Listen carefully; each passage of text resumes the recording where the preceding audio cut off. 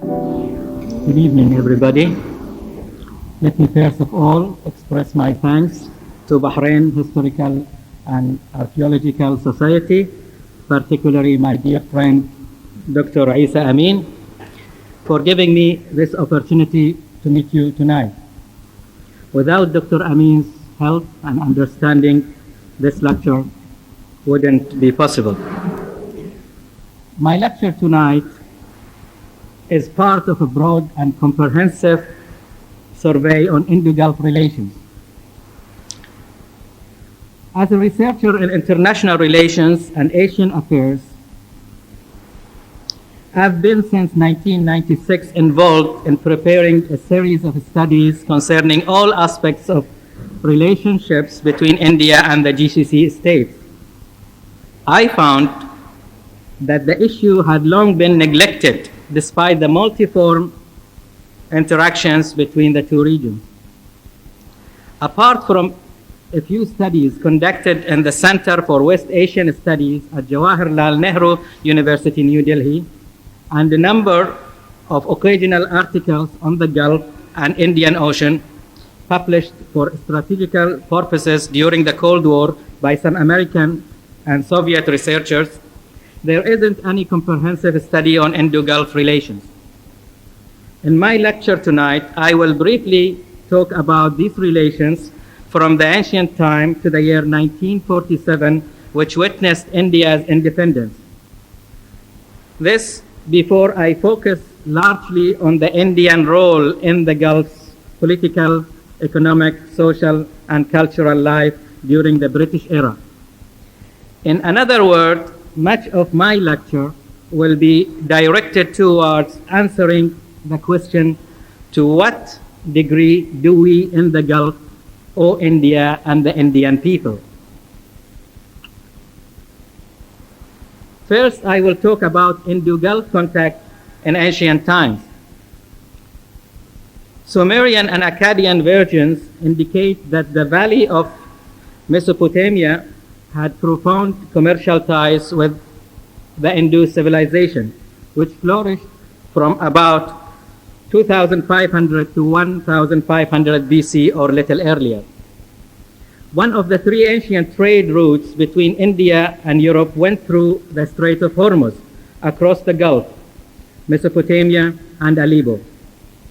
Because of their central location on this route, in addition to their agricultural resources, which enabled them to provide the transit traders and sailors with food and water, Majan country or Oman and Delman Kingdom or Bahrain became favorable middle points for the transshipment of Indian merchandise to Mesopotamia and further.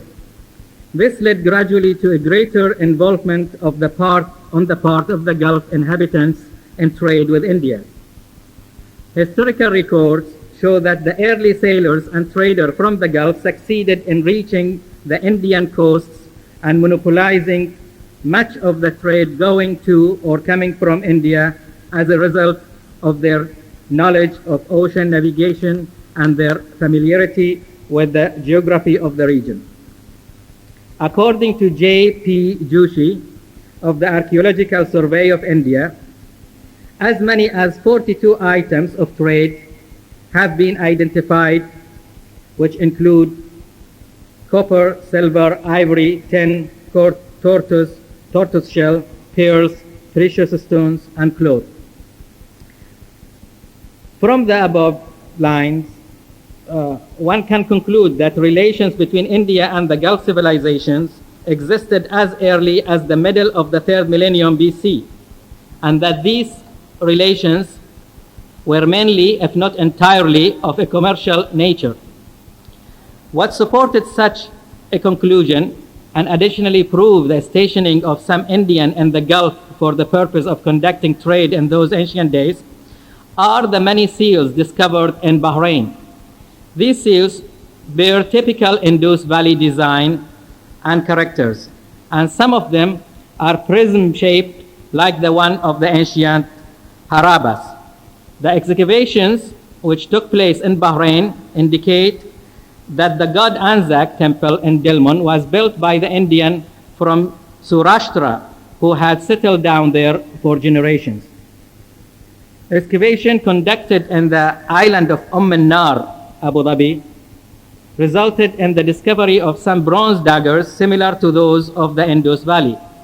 Other evidence of Indo-Gulf links in ancient ages can be derived from the Buddhist Babero Jataka, which includes a story of Indian merchants arriving at the port of the Persian Gulf and selling crow at 100 pieces of silver and a peacock for 100 pieces of gold.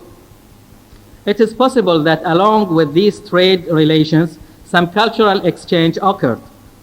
Based on archaeological evidence, there is a resemblance between a number of methods used in certain activities such as fishing, boat construction, measuring and weighing in both civilizations. Let me move now to Indo-Gulf relation before and after the advent of Islam. Long before the advent of Islam, India and Indian commodities were known to the tribes of Arabia and were admired by them to the extent that they called their daughters Hind, or the Arabic name for India.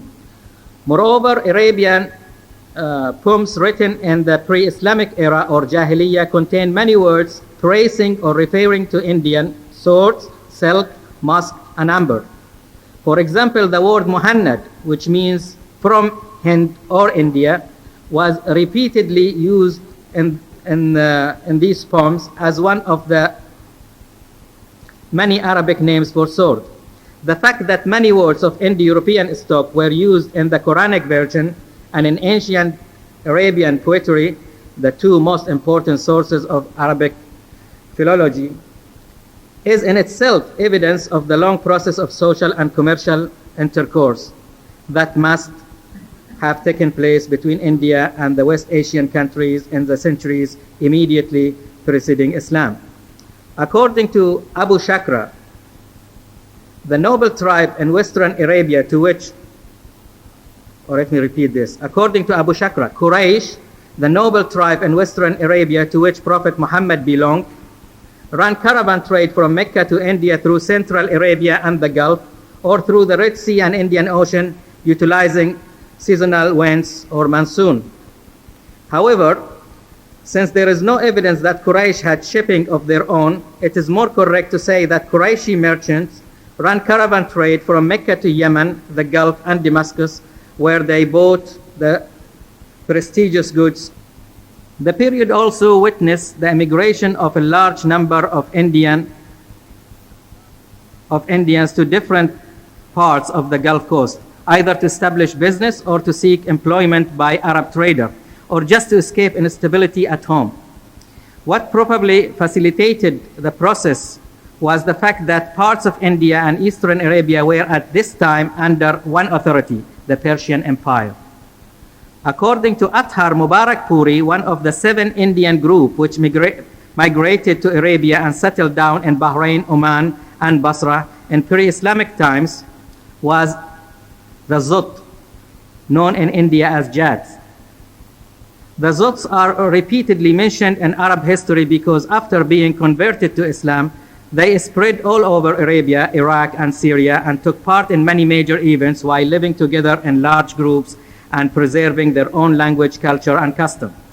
However, there is a great deal of controversy over the Zuts' origin, although the majority of historians tend to believe that they came from India. Therefore, at the time of the advent of Islam, there were many Indian settlers in Arabia who were involved in various activities. The rise of Islam in the 7th century AD was significant, even for Indo-Gulf commercial links, particularly in the aftermath of the Arab conquest of Mesopotamia and Persia and the transference of the capital city of the Islamic Empire from Mecca to Damascus and later to Baghdad. The political unification of Arabia, Egypt, Iraq, Syria, Iran, and North Africa, and the emergence of new cities along with the growth of old urban centers created a powerful zone of economic consumption and widened the demand for daily necessities as well as for luxurious commodities. These developments stimulated both caravan and maritime trade in the Gulf region. As a result, commercial ties between Arabia and India tangibly grew in terms of both the composition and volume of goods imported from India. The expansion of mercantile activities led to the immigration of a large number of Arab traders from South Arabia, Hijaz, Oman, Bahrain to India. Unlike the previous contact and immigration, which were confined to the western coast of India, this one extended as far as the Bay of Bengal. One of the reasons which facilitated the settlement movement and business activities of these Arab migrants long before the Muslim conquest of Sindh was their adherence to a policy of non-interference in the internal affairs of the Hindu rulers. This made them of no threat to the local authorities. Other reasons included the dependence of the Hindu rulers on Arab merchants in the import of horses from Arabia and Persia, and the fact that the significant portion of southern Indian revenue came from port duties to which Arab merchants contributed considerably. Because of these combined factors, Arab merchants and sailors were welcomed in India and left to settle, conduct business, contract marriage with local women, build mosques, and preserve their own religion and tradition freely. Attempt by Muslim Arab to annex Sindh to their empire began first during the reign of Umar ibn al-Khattab, when his governor of Bahrain and Oman sent two armies to conquer Behrouj or Gujarat and Dibel near the present Karachi. This was followed by other unsuccessful campaigns until the year 711 AD, in which Muhammad ibn al-Qasim successfully conquered Sindh. The unification of the Indian Ocean and Eastern Mediterranean by the Muslim Arab pushed into Gulf commercial links further, enabling the merchant of Yemen, Hijaz, Oman, and Bahrain to monopolize all commercial intercourse with India. As a result, small colonies of Arab sailors along India's western and southern coasts became more noticeable. Associated with the growth of mercantile activities between India and the Gulf region in the wake of the conquest of the Sindh, the Arab dinar by the 10th century was the only coin commonly used throughout the Indian Ocean. Moreover, Indian traders, who were mostly non-Muslim, served as bankers and money lender to Arab merchants at the major part of Arabia, as the latter were not allowed by Islamic teachings to practice usury. As shown above, much of Indo-Gulf contact until the Muslim conquest of Sindh had been confined to trade exchange. But with the inclusion of Sindh and part of Gujarat into the Islamic Empire, the two regions became politically linked, a development which paved the way for greater contacts and therefore for stronger socio-cultural relations and intellectual collaboration. Such multiform contacts had significant impact on both parties, Arab and Indians.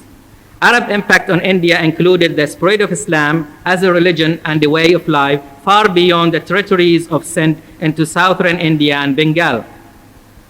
The architecture of the western and southern India was tremendously affected by mosque construction. Also affected by the long process of intermixture between the Indians and Arabs, where the custom and habits of the Indian Muslim. However, the most striking feature of Arab impact is the influence exercised by Arabic and its literature on the Indian language, particularly Sindhi, Urdu, Punjabi, and Konkani. Due to the arrival in India of a considerable number of scholars, preachers, merchants, and poets from Arabia, many Arabic words, terms, names, and literary forms entered the Indian languages.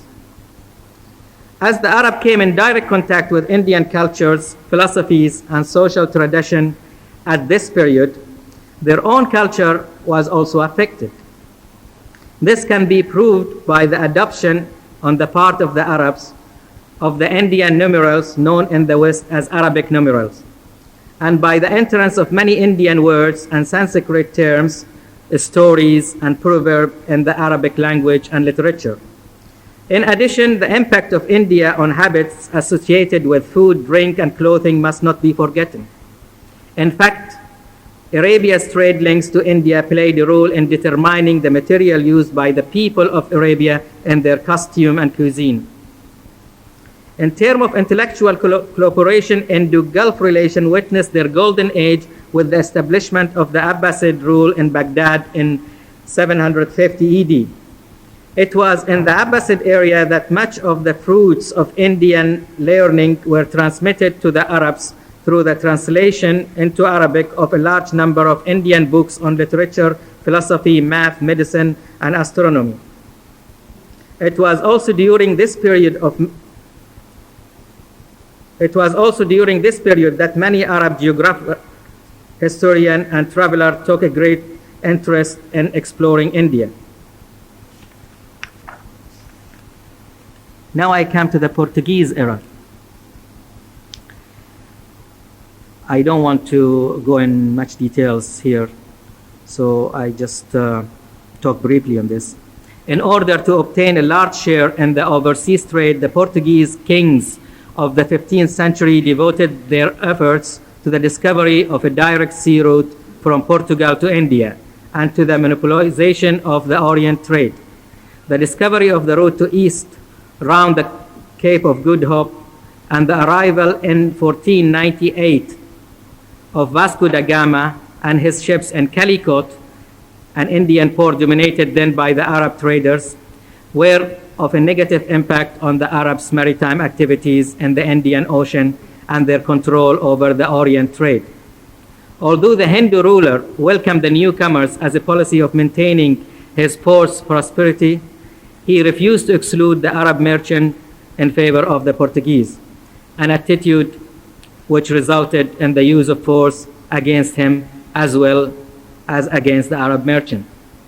As a result of the above development, Arabia's merchants were deprived of their influence in the Indian Ocean and of their share in the trade of Indian, Persian, African, and Oriental goods. Their rulers in Hormuz, Muscat, and Bahrain were suppressed and forced to pay annual tributes to the Portuguese. Their mercantile activities in the Gulf and Indian Ocean became subjected to trade license and taxes. Moreover, their vessels sailing between Hormuz and the Gulf ports were forced to sail into Goa, and the ship which refused to do the bidding were attacked and captured with their crew and goods. These ships included those sailing from Indian ports to the Red Sea, carrying charitable contributions or alms of gold and silver from the Indian Muslims to Mecca. Under these circumstances, it was natural for Indo-Gulf trade contacts to face a setback. As for contacts other than trade exchange during this period, they were confined to the theological field, mostly through pilgrim to Mecca, which continued despite all difficulties. Portugal's power and dominance in the Gulf and Indian Ocean began to show weakness in the late 16th century as a result of rivalries among the Portuguese and other European powers. However, what ultimately caused Portugal withdrawals from the region by the beginning of the 17th century were such factors as the emergence of powerful dynasties in Egypt, Persia, Oman, and North India, and also the annexation of Portugal by Spain and the attention of the conjoint state towards America rather than the East. Now I come to the most important era. Here also I would rather not to go into details on why or how India and the Gulf region fell into the hands of Britain, as I presume most of you are familiar with this subject.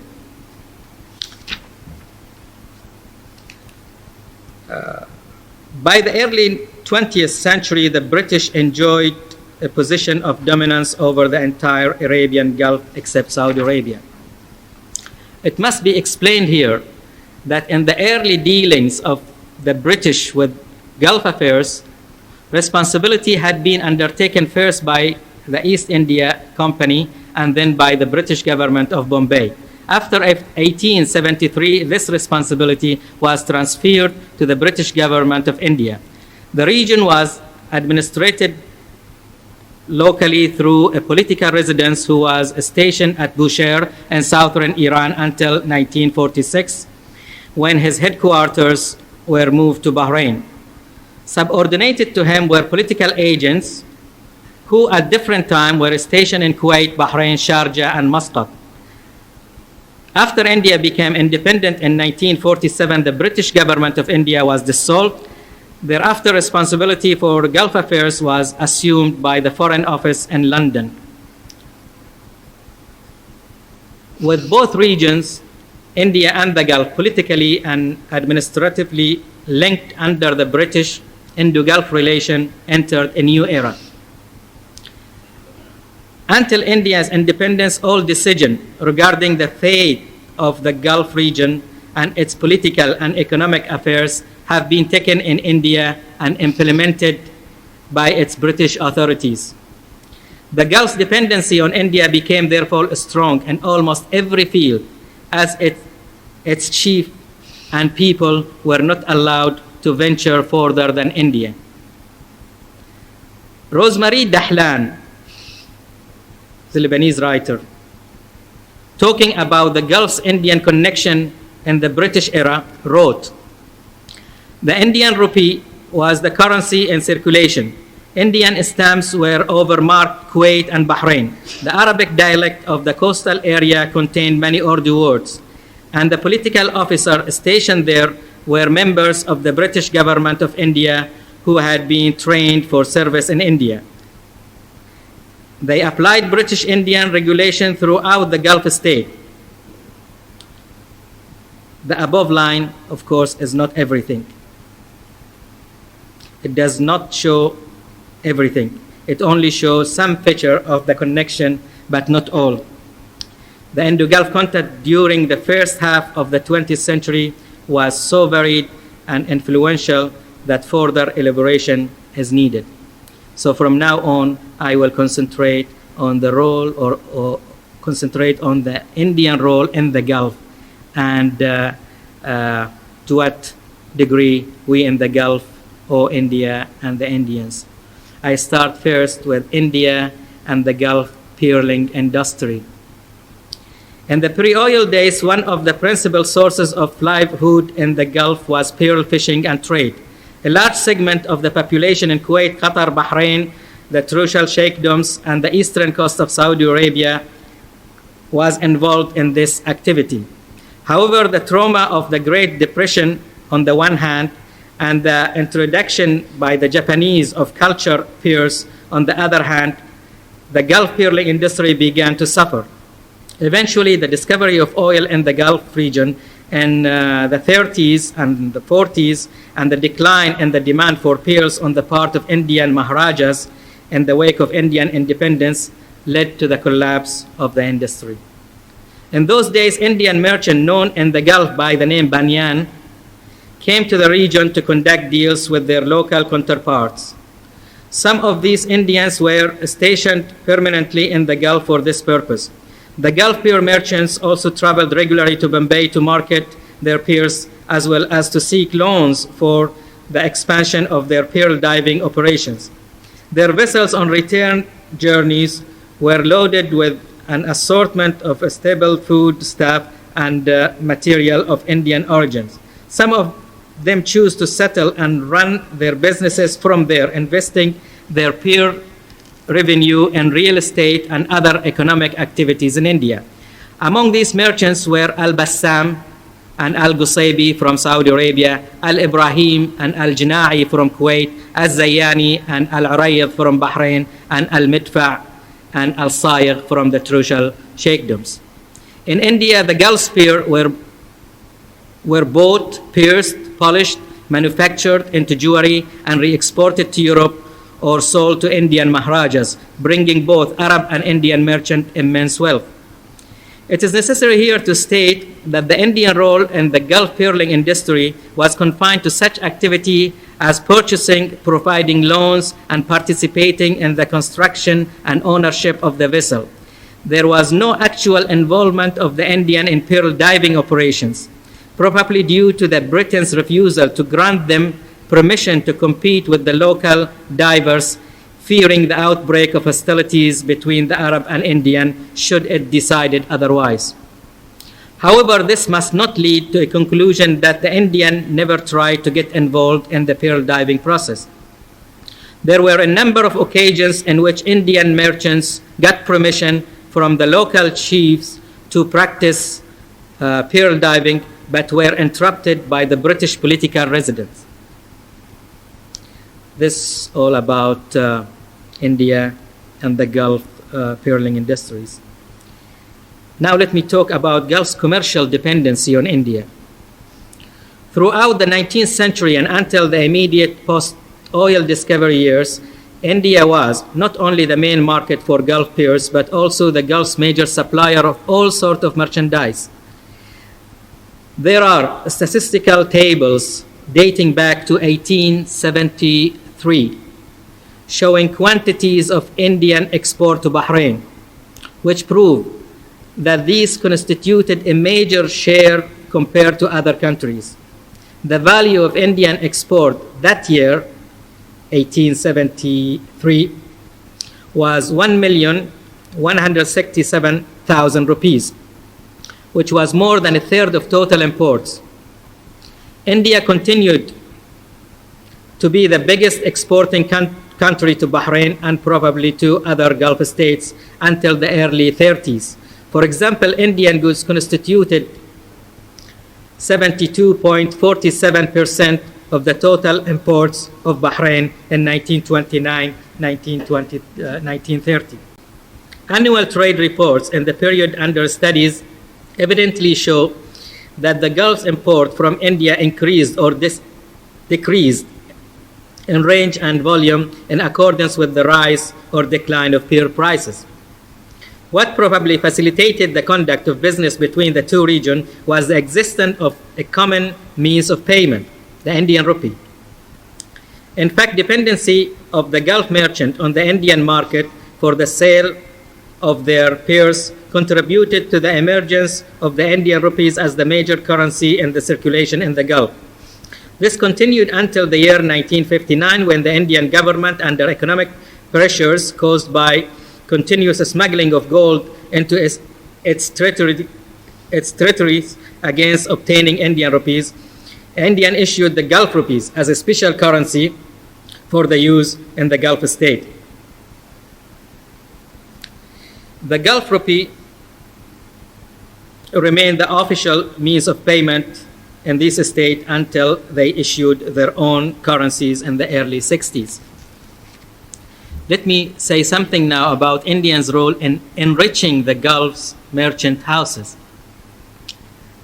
It was through establishing business with India or in India at this time that many of today's prominent merchant families in the Gulf made the first purchase of their great wealth. The business histories of these families reveal interesting stories about their early modest beginnings and the role of the Indian connection in their riches. In Kuwait, for example, the head of Al Ghanim business empire began his business, which has vastly developed in the last 4 decades under his son and grandson, by plying the Basra-Bombay route, selling Iraqi dates to the Indian and buying from India food, clothes, and other stuff on his return to Kuwait. The wealth of some of the most prominent Saudi merchant families like Ali Rida and Al Qusaybi was basically attributed to their decision in the late 19th and the early 20th centuries to establish purchasing offices in Bombay and Calcutta. I repeat the sentence. The wealth of some of the most prominent Saudi merchant families like Ali Rida and Al Qusaybi was basically attributed to their decision in the late 19th in the early 20th centuries to establish purchasing offices in Bombay and Calcutta, through which they sold peers and exported an assortment of Indian commodities to Jeddah, Bahrain, and Al-Ahsa. Establishing such offices did not only give them a foothold in the Indian commodities market, an advantage over other Arab merchants whose contact with India was confined to occasional visit, but also give them opportunities to win contracts to present Indian companies in the Gulf, such as the Bombay and Persia Steam Navigation Company, which held monopoly of the pilgrim traffic between India and Arabia. In Bahrain, Yusuf Kano, the founder of Kano Business Empire, started as a banker with offices in both Bahrain and Bombay. Those merchants who went to Bombay to arrange the sale of their peers in October and November could leave their money with Yusuf in India and make their drawings a few months later from his business office in Bahrain. Those who run food importing business would pay into their account in Bahrain and make their drawing in India, either from Yusuf's own offices or from various Bombay merchants with whom Yusuf held accounts. Similarly, merchant families in the Trucial Sheikdoms made their early fortunes through import-export relation with India. However, the wealth of a number of them basically came from smuggling big quantities of gold into India, an activity also practiced by other Gulf merchants, but to a lesser degree. These merchants, especially from Dubai, exploited the relative geographic proximity of their coast to the Indian shore and the need by Indians' huge population for gold as an essential part of every bride's dowry to conduct this practice and to make immense fortune. Connected to this, another illegal trade was run by these merchants from Trucial Sheikdom. Another illegal trade was run by these merchants, particularly from the immediate post-oil discovery years until the 60s. This illegal trade was the use of the pearling and gold smuggling boat on return journey in smuggling Indian young men who were eager to obtain jobs and earn money in the Gulf state. Let me talk now about Gulf merchants' activities in India. Activity of the Gulf merchants who settled in India or who were stationed there was not only restricted to marketing peers or capturing business opportunities. In addition, they were very active in India's social and cultural life, observing political development in the Indian subcontinent, establishing contact with Indian intellectuals, particularly the leader of the Muslim community, and trying to educate themselves. Not only that, but some of the wealthiest among them constructed mosques, schools, and clubs in India to serve Muslim Indian as well as the Arab community. For example, the Hijazi merchant Muhammad Zain al-Ali Rida built a number of schools in Bombay, Bahrain, and Dubai, including the famous Al-Falah School in Bombay in 1931 for teaching Arabic language, Islamic studies, and other subjects. The Kuwaiti Al-Ibrahim contributed to the building of schools in both Kuwait and Bombay. They also generously assisted and looked after the Arab intellectuals and reformers who happened to be passing through Bombay or those who were deported to India for their anti-British activity. In brief, their multi-phased activity brought them into contact with British officials and Indian elite and trader, taught them English and Hindi, and introduced them to new ways of business and life, all which had a significant impact on the socio-cultural development in the Gulf and constituted the core of consciousness movement in Bahrain, Kuwait, and the Trucial Emirates, as I will focus on. Now, demand Indians' impact on the Gulf reform movements. Demands for administrative and legal reform and improvement of some of the tradition and laws related to the pearling industry and labor conditions began in Bahrain as early as 20. This demand continued throughout the 30s and the 40s and expanded to include the call for a greater role in the running of domestic issues and for the reduction of the British political agents' responsibility. This movement gained much of their momentum from political development in India. Major Dixon, the British political agent in Bahrain in the 20th, stated in a report that one of the sources of instability in the island was the effect of effort by the Muslim Indian to revive the notion of Islamic Caliphate. In letter exchange between the British agent in Bahrain, Major Cliff Daly, and his masters in the Gulf and in Bombay and in India, India's struggle for democracy was mentioned as one of the influencing factors responsible for the anti-British movement in Bahrain. When the British struck against Bahrain's reform movement in 1923, two of its prominent leaders, Abdullah al-Zayyani and Ahmed bin Lahij, were arrested and sent into exile to Bombay. In India, they received the support and sympathy of many Indians, including the Indian National Congress leaders. And when al-Zayyani took his case to judicial authorities of British India, his lawyer and defender was the man who later became the founder of Pakistan, Muhammad Ali Jinnah. The impact of the Indian national movement on the Gulf reform movements was significant, as the Gulf merchants who settled in India were in touch with their people at home, supplying them with the news of political development in India and elsewhere. The letters exchanged between them and their colleagues and friends at home contained interesting discussion and exchanges of view regarding this development and the proper way to incorporate the experience of other nations into their own struggle for reform and freedom. What probably made the Gulf merchants and reformers keenly observing India's experience was the fact that their efforts were directed against the same colonial power, and the fact that the Indians supported their case. The Indian National Congress passed as early as 1928 a resolution expressing its sympathy with all Arabs in their struggle for freedom. India acted during the early years of the 20th century as a channel through which the latest news of political and cultural development in the main center of the Arab world flowed into the Gulf. In those days, the Gulf region had no direct contacts with this center as a result of the British policy of isolating the region from the mainstream of Arab cultural development. The Gulf merchant and reformers stationed then in India responded by capturing news of this development from magazines published in Egypt, Iraq, and Lebanon, to which they had regular subscriptions, and sending them to the Gulf to be passed around. They were very observant and anxious to make these people at home aware of these developments.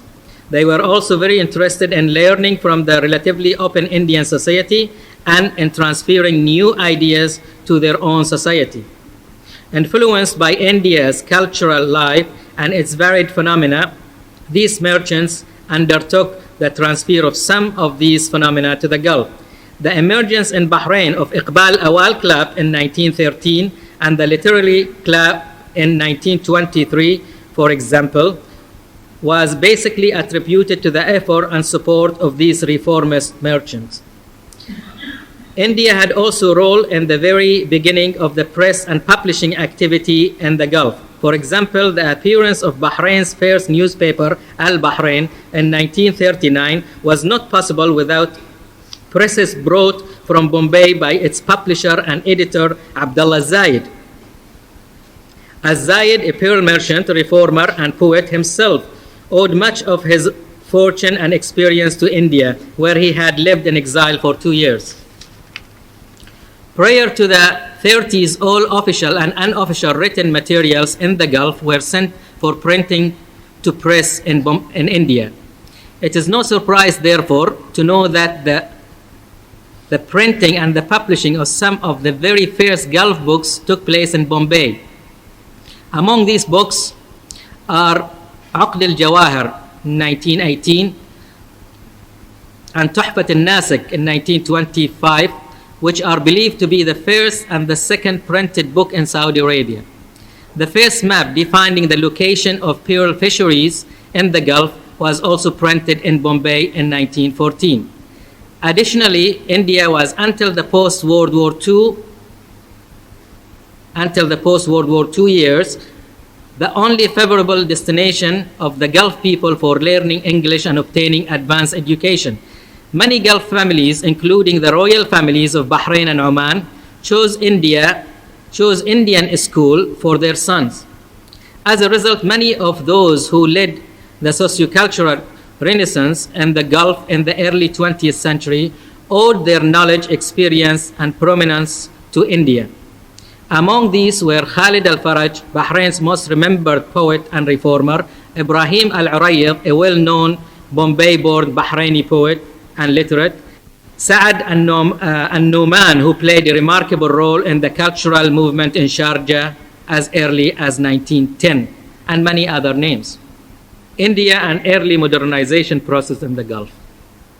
In order to have a firm hold on the region, the British colonial authorities began as early as the first decade of the 20th century to introduce a series of administrative measures under the guise of reform, with much concentration, of course, on Bahrain.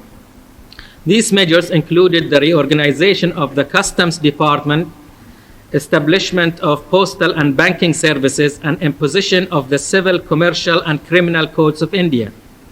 In all these reforms and those introduced in the post-oil discovery years, in the municipality, communication, health, and agricultural sectors, the British largely depended on the Indians to fill most of the white-collar positions. For example, the very first doctors or organizers of customs, post, and passport departments in Bahrain were Indians. So were the head of the first medical clinic in 1925 in Bahrain, and the very first doctors, nurses, midwives, banks, and customs senior clerk, and agriculture advisor. Similarly, the Indians were among the first to organize or run medical, postal, and banking services in Qatar, Kuwait, Dubai, and Sharjah. On the other hand, the discovery of oil in the Gulf in the 30s and lack of qualified personnel and laborers among the Gulf natives made the British look again towards India for the import of the needed skills. Even in Saudi Arabia, clerical, technical, and other positions created as a result of the development of the oil industry and related sectors in the 40s and 50s were partly filled by employees from India. The number of these newcomers increased gradually in accordance with the development in the industry itself. For example, statistical records show that their number in Bahrain doubled between 1936 and 1937, making them 14% of the total Bahrainis employed by the oil companies. This percentage jumped in 1938 to about 26.5%, although the actual number of the Indian employees slightly decreased. Along with the economic prosperity caused by the production of oil, the well-established Indian merchant community in the Gulf expanded. In a confidential, along with the economic prosperity caused by the production of oil, the well-established Indian merchant community in the Gulf expanded, taking the lead in meeting the growing demand by the Gulf inhabitants for modern consumer merchandise from Europe. This led to the emergence of a number of wealthy Indian commercial houses. In a confidential report on the richest among Bahrain's merchants in the 30s, 6 out of 13 names were Indian. Simultaneously, the Gulf states witnessed the emergence of new Indian communities consisting of all those who were attracted by the region's economic prosperity and who came legally or illegally to work as shopkeepers, cooks, tailors, barbers, drivers, and domestic servants, or to produce other service or to provide other services traditionally avoided by the Gulf natives. To sum up, the role played by the Indian in the early modernization of the Gulf region was varied. However, it must be remembered that it was this role which caused much grievance among the Gulf natives and ultimately led to strikes and disturbance in Bahrain in the 30s and the 40s. The Bahrainis were enraged by the importation of Indians to occupy governmental positions and jobs in the Bahrain Oil Company. And also they were enraged by the protection and privileges extended to them, to these Indians by the British, and by the better wages and conditions they enjoyed. Because some of these Indians were involved in the running the colonial administration, they were regarded as British agents whose assignments were to reinforce and prolong the British presence in the region. However, despite these tense relations between the Bahrainis and Indian, there are no records showing that they developed at any time into violence, as the struggle was of a social and economic nature and did not stem from racial hostility. Probably what contributed to the avoidance of violent clashes was the fact that the Indian, in general, confined themselves to earning money rather than getting involved in the politics and domestic affairs of the Gulf country. Here is another important issue: India's impact on Gulf sociocultural life. As mentioned earlier, India's impact on the Gulf sociocultural life has been observed since the old days. However, with both regions being linked under one colonial rule, greater and more varied interaction between the two nations took place, and consequently such an impact became noticeably stronger. The first to be noticed in this context is the Indian impact on the spoken dialects in the Gulf coastal towns. Tens of words of Indian origin entered these dialects and became widely used in everyday conversations. These words related to jobs held by the Indians, products imported from India, modern merchandises and items introduced by the Indians, financial method associated with the use of the Indian rupees, and tools and methods used in the pearl diving and maritime trade. Let me just give you some example of these words. Gari, which means cart. Juti, shoe. Dubi, laundry. Roti, bread. Kuli, porter. Sida, it's straight. Bijli, torch. Panka, fan. Kurfaya, bed. Zanjafra, t-shirt. Patta, playing cards. Lak, 100,000. Kachra, rubbish. Santara, tangerine. Kazu, cashew nut. Hamba, mango. Vedan, almond. Saman, tools. Nokar, domestic servant. Kashma, sunglasses. Alu, potato. Namuna, which means sort and or kind. Chitti, which means ticket. Bibi matto, which means parrots. And finally, maybe nobody knows, or maybe not all of you familiar with this, the word gutra, which constitute essential part of our national dress, is an Indian word. It came from the word kutra, which is the Sikh turban. Okay, back to the other aspect of Indian sociocultural influence include the entrance of many traditional Indian dishes into the Gulf cuisine, like biryani and keema and sambusa and others. And also the adoption of Indian artistic designs in the formation of gold and silver and in embroidery design, and the use of a number of musical instruments similar to those used by the Indian musician, and the adoption of wizar as an essential part of menswear in many parts of the Gulf. Also affected by the Indian culture, arts, and traditions were the interior decoration of houses and rooms, material, colors, and design of women costume, the types of jewelry worn by females in Oman and the Southern Gulf, and the rhythmic pattern of music. Long and continuous intermixture led also to frequent mentioning of India and Indians in Gulf traditional poetry, proverbs, sailor songs, children games, anthems, and tales. I came across a few proverbs in the Gulf that either the word India is mentioned in it or something related to India. For those who understand Arabic, I will mention some of these proverbs, like جرب هندي لا يبرى ولا يعدي, or فلان ما يسوى بيزة برغش, أو فلان جالس جنب بقوان.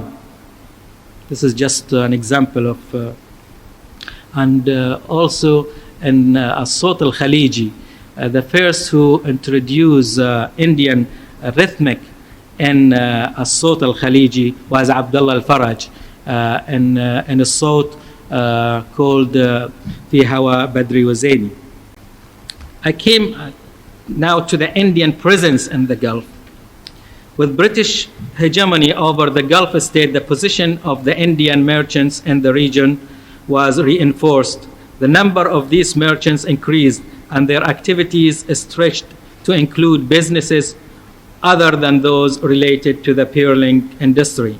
Among the factors leading to this new situation was the protection which the Indian merchants came to enjoy under British rule in the Gulf due to the fact that they were considered to be British subjects.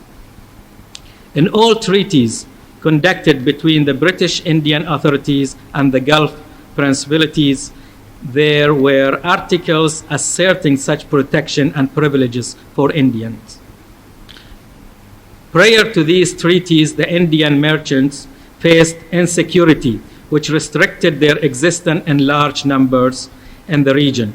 Their businesses and commercial vessels were, on many occasions, victims of domestic instability in Oman, Qatar, Bahrain, and Trucial sheikdoms, or victims of tribal wars between the ruler of these states. On other occasions, they were victims of the struggle for dominance by such forces as Wahhabis, the Ottomans, and the Persians. It must be asserted here that Britain is striving to protect the Indians in the Gulf was not because of its preference of the Indian. It stemmed from the perception that such policy would assist the reinforcement of Britain's position and give it an excuse to interfere in the Gulf's domestic affairs. What further encouraged Britain to adopt this policy was the readiness on the part of some Indians to serve British interests in the Gulf through representing British commercial firms or running some of the colonial departments. Through maximum exploitation of the protection and facilities extended to them by the British, and through employing their position as money lender to the ruling families in Oman, Bahrain, and Trucial sheikdoms, the Indians could establish themselves firmly and dominate a large segment of business in the region. The oldest and strongest Indian merchant communities in the Gulf were in Muscat and Matrah, where a wide range of business was and still is dominated by the Luwatiyas. Luwatiyas are members of an Indian Muslim sect from near Bombay, many of whom crossed to Oman some 200 years ago. Outside Oman, the largest of these communities were in Bahrain and Dubai, and the smallest were in Kuwait and Qatar. The reason given for the modest Indian influence in Kuwait and Qatar was the resistance shown by their rulers to any prominent Indian role in business, as those rulers were themselves themselves were traders or in business.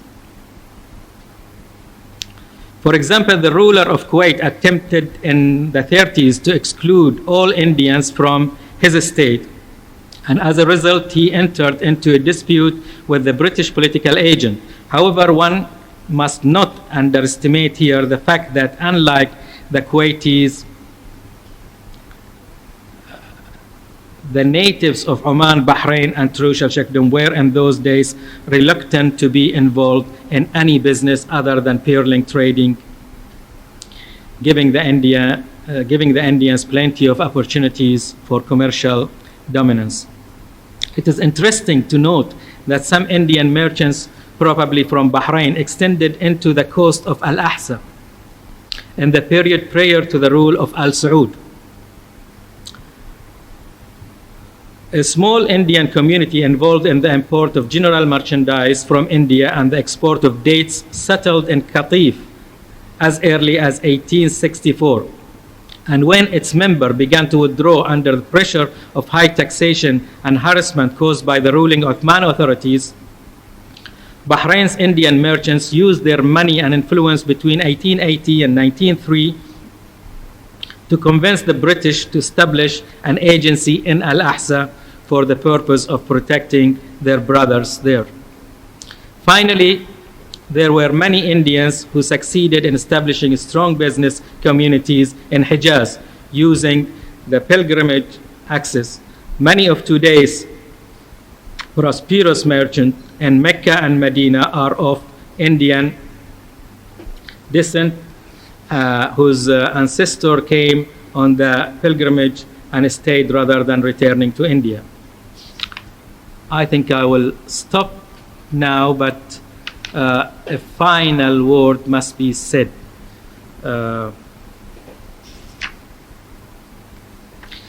This long, intimate, and multiform historical relation between the two nations must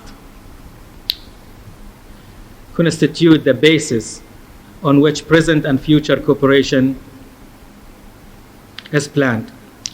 In other words, the legacy of the past in the case of India and the Gulf must be employed today in shaping certain, if not all, foreign policy decisions of each side toward the other, as this legacy does not contain such irritant factors as territorial dispute, ethnic hostility, or political competition.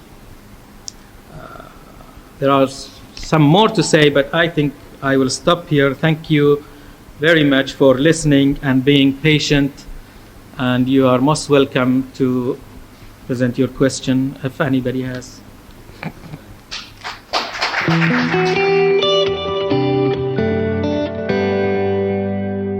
Yes, this is why I conducted so many survey or Indo-Gulf relation, to bring the issue to the decision makers. Actually, the level of cooperation between the Gulf in general and India is not that high. There are forms of cooperation in economic field, but what they must look at or think about strategic cooperation.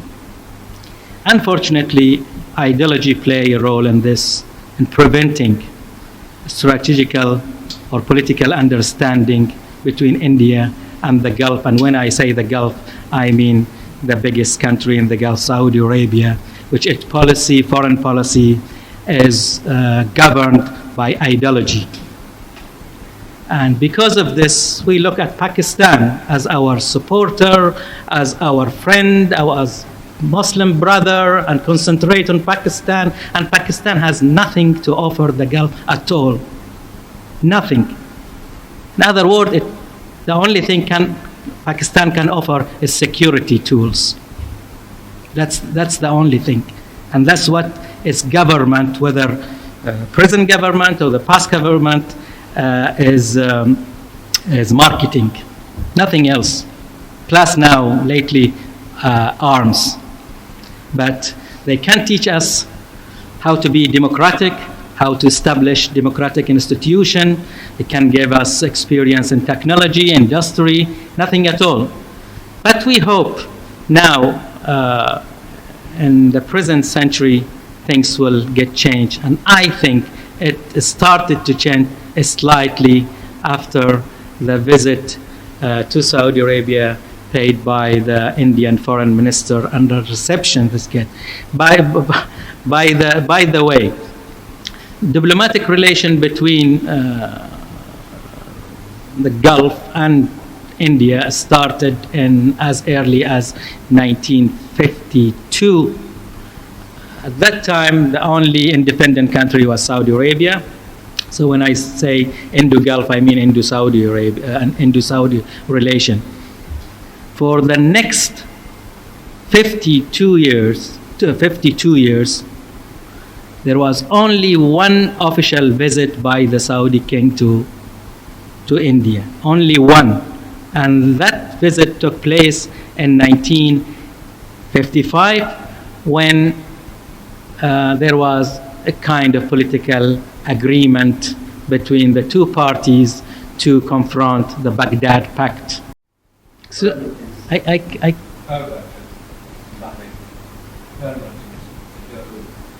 peer merchants, Indians,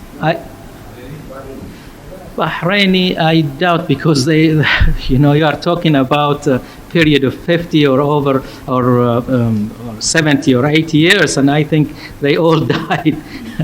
But I know myself in Bombay, for example, and in Kulaba, or in Ibrahim Rahmatullah Road, or in Muhammad Ali Road, there is still some buildings, what they call Mehman Khana, where all these Gulf merchants used to gather and entertain themselves.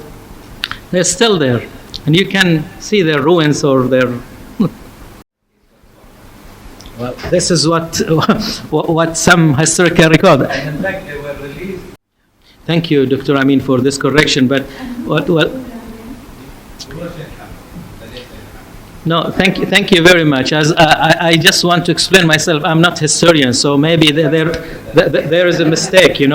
I just concentrate on the historical because in social science you can't conduct any research, whether it's in economics, politics, international relations, without referring to history, without going back, either to support your finding or to give examples. So you have to. This is why I just tackled this or conducted this survey. Otherwise, I'm not involved in history at all. I know your resources.